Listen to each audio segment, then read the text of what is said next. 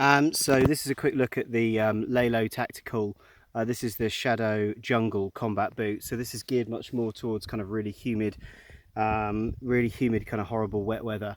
I'm actually out on an absolutely 100% humidity, shocking hot kind of summer day. So this is kind of exactly what these boots are for. They're built to military spec. You'll see, unlike your normal army boot, they're kind of half and half. So you've got a standard high quality durable leather on the front here, which is keeping some of the wet and the water off the front, but you've also got a 1000 Cordura material around the sides here, just making a very durable boot that's quite flexible but also quite waterproof in quite a few places. The mistake a lot of people make with boots is they try and make them waterproof and breathable, and they usually fail to do both.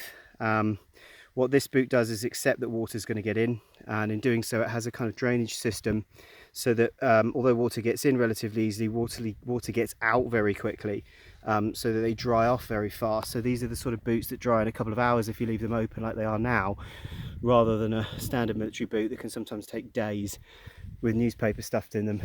On the inside they've got a really nice lining. The lining is geared towards wicking moisture away from your feet, so it's helping to keep your feet dry, which is exactly what you want on the times when your feet aren't sort of being soaked. And then they've got some nice low profile lacing up the sides here. They've got a nice pocket under the tongue here to tuck excess lacing, although when I lace them up I tend to lace a double loop around the ankle as well for a bit of extra security. Tread and grip underneath is good. You've got a grip here, rubber, that's good on wet rock, dry rock. It's good with mud.